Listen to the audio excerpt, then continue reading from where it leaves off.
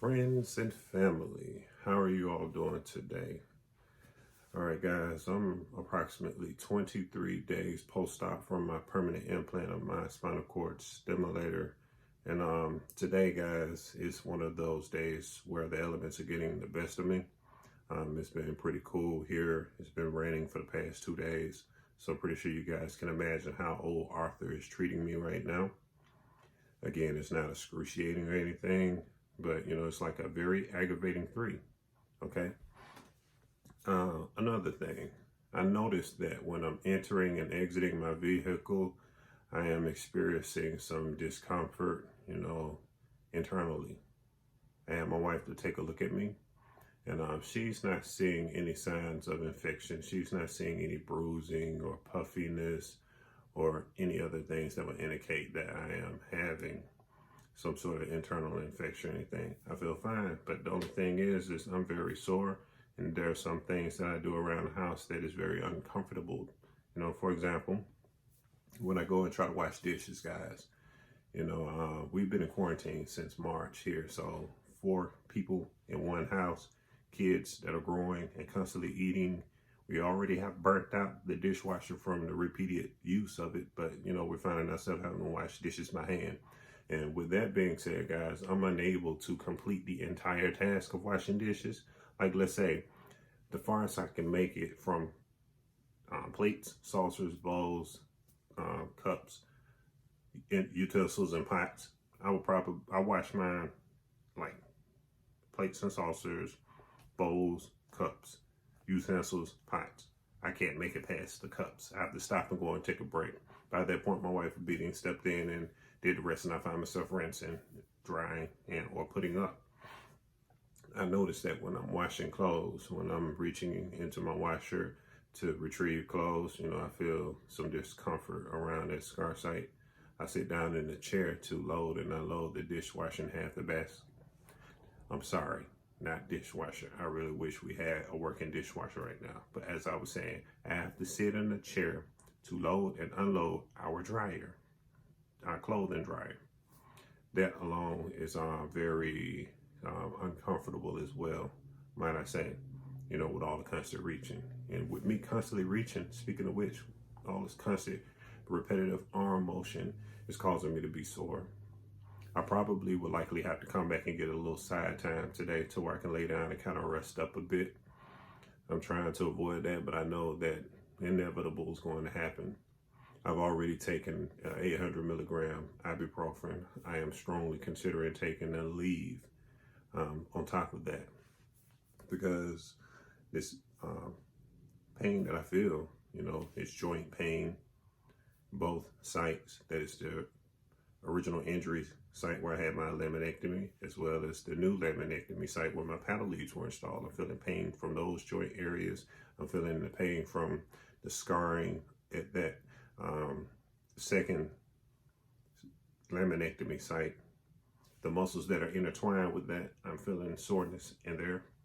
So I guess this is one of the things that I have to get used to as my body adjusts to having a foreign object in me, I know I said that I've had some good days, and I guess this is one of the bad days, because the device is not made to treat 100% of any pain that you're going to feel. You're still going to feel some sort of pain, okay? But at least I'm down from an 8. I was at an 8, so a 3, it's okay, but it's aggravating. It's really nagging me, I just wish that it could go away, but there are better days to come ahead. And I'm pretty sure you all can relate to that or attest to that. So about these videos that I've been doing since I started my trial, guys, this is just my basic testimony of how I've been going through all the different stages of healing from the very beginning all the way up to now. Everyone's body is different, and they're going to heal differently from others. Some people have a stronger tolerance for pain. Some people has a lower tolerance for pain and can't take it at all. I'm somewhere in between, But what doesn't kill me will make me stronger. But again, like I was about to say, these videos are in no shape, form, or fashion a clear indication of what I'm going through will be the same thing you go through, because everyone has had so much going on with themselves, whether if it's the amount of surgeries they had, the amount of issues that they have in their back. So there are so many factors to keep into consideration. So please don't expect to have the same results that I'm having with my back, because you may have better results than me. Okay? So it's just basically a day-by-day testimonial to let you all know how I'm feeling, what I'm going through, what you can expect. Okay? So I'm no doctor. I don't work for Boston Scientific. You know, speaking of which, I got to get with these guys and see about getting my system reprogrammed again, because like I told you all in the previous video, I think it was like 2 videos ago, or maybe it was the previous video, where I talked about me going down to my personal home recording studio and turn on my pro audio gear to work on a project that I had on my workstation. Okay. I had some issues where obviously there's some magnetic interference from my speakers. I have a set of 4 studio monitors on top of my workstation. So I had got up and turned my back from it. And I looked down at my remote, noticed my program was also, I turned it on and then later changed it to a different setting. And then I noticed that everything, it wasn't the same, it changed. So I tweaked it myself and I got it back right. And then last night I go to lay down and it's something in my room that triggered it to happen again. Okay, I'm not sure if it is my cell phone, because I was on the phone at the time when I had my remote. I had my remote in my left hand, I had my phone in my right hand. So I'm talking to someone, had my earbuds on, of course, but it's like my program kind of changed again and it's been acting kind of kooky ever since. So I guess I have to sit down when I have the time to go back and turn everything down and go back and readjust everything and see if I can get it fixed myself. If I can't, then I'll be fine. But if not, I'm going to reach out to my reps.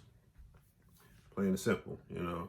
Speaking of reps, I've heard from my reps only when I reach out to them. You know, I know in the very beginning they would reach out to me a lot, but you know, I guess when I need them, I need to call them. So I shouldn't expect them to be checking up on me, although that would be the noble thing to do, considering they represent a company that has something implanted in my body. All right. But so far from what I've seen from my reps, you know, they're very compassionate people. They seem to be very professional.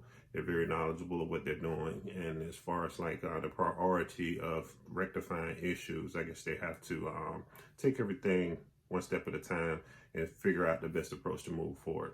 All right. So, again, I'm unable to touch my toes. It seems like I cannot reach closer to my toes since having my second laminectomy. I'm pretty sure having that scar back there and that joint, you know, having that joint messed with, you know, I'm pretty sure that's going to limit my mobility more than what it has already been limited.